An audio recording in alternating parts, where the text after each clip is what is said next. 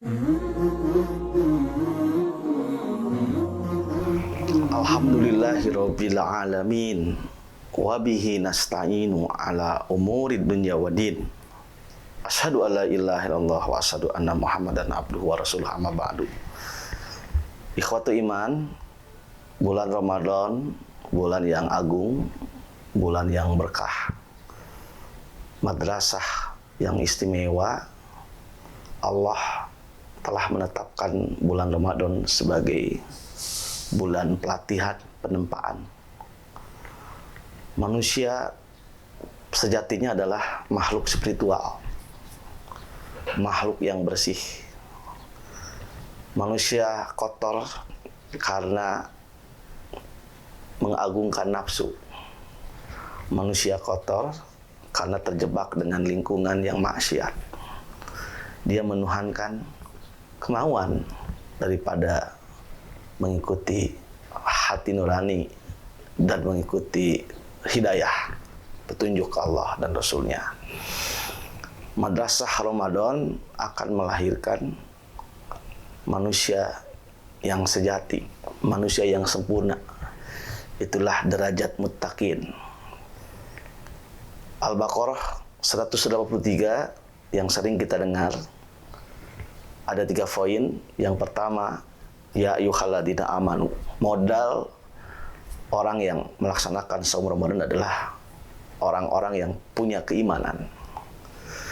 Modal iman adalah harus meyakini perkara yang gaib. Banyak khabariyah yang disampaikan Nabi, perkara-perkara yang gaib. Rasulullah menyebutkan bulan Ramadan yang telah diwajibkan saum padanya oleh Allah, pintu surga dibuka, pintu neraka tertutup, dan setan terbelenggu. Itu adalah khabariyah. Di dalamnya ada 1 malam yang lebih baik daripada 1000 bulan. Itu adalah perkara-perkara gaib. Tetapi perkara-perkara gaib ini kita harus ambil sebagai motivasi. Kita harus yakin dengan saum Ramadan itu peluang pintu surga terbuka karena amaliyah kita. Keberkahan Ramadan itu tergantung siapa yang menjalankannya. Orang yang menjalankan saum Ramadan itu ada 3.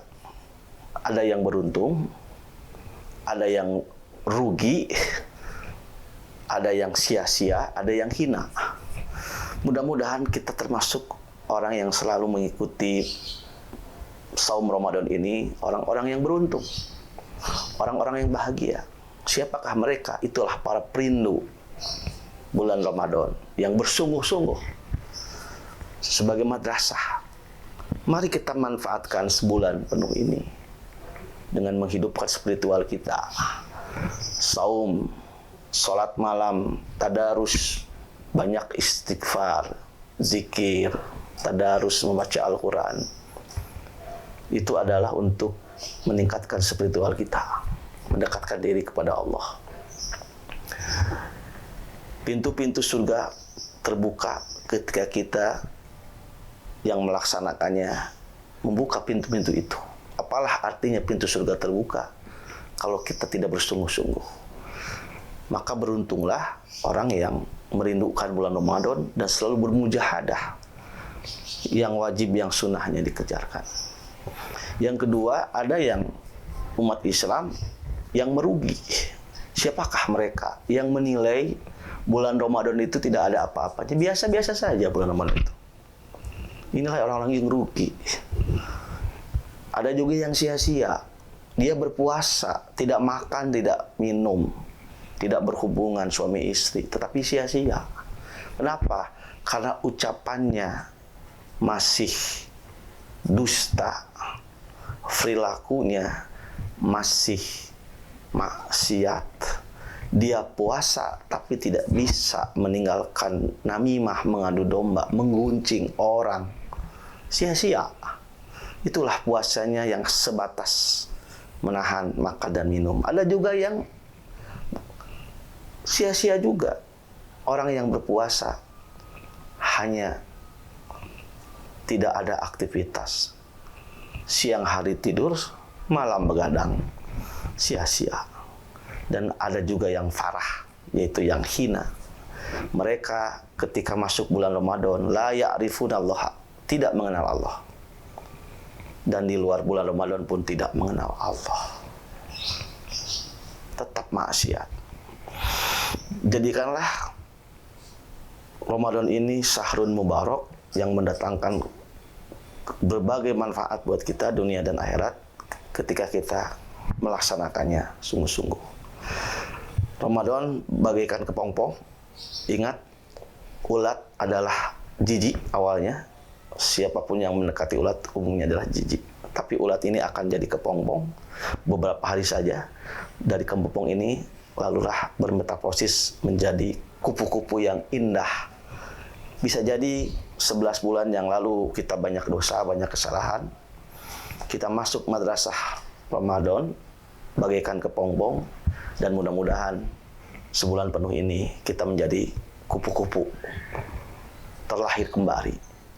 Sebagaimana Rasulullah memotivasi, man shoma Ramadana imanan wa ihtisaban, ghufira lahu ma taqaddama min janbi.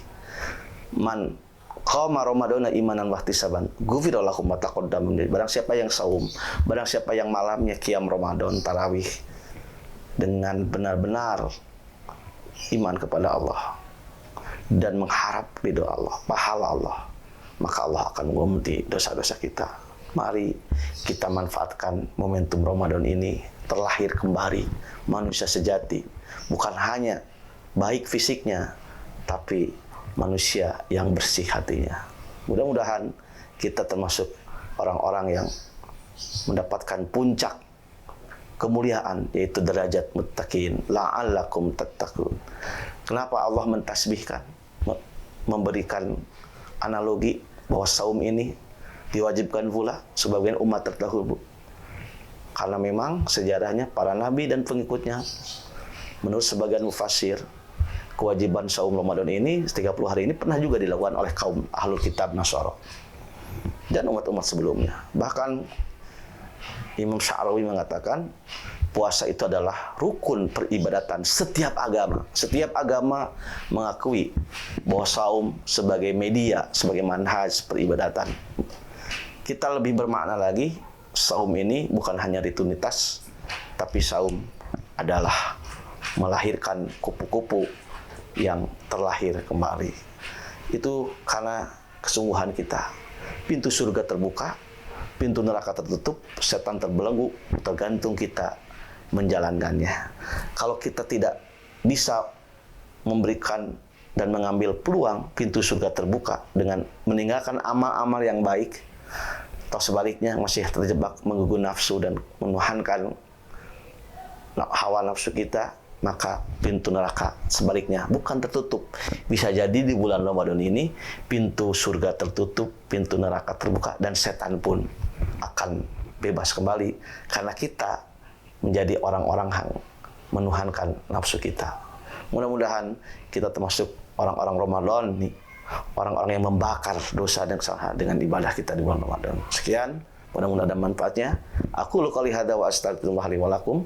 Assalamualaikum warahmatullahi wabarakatuh.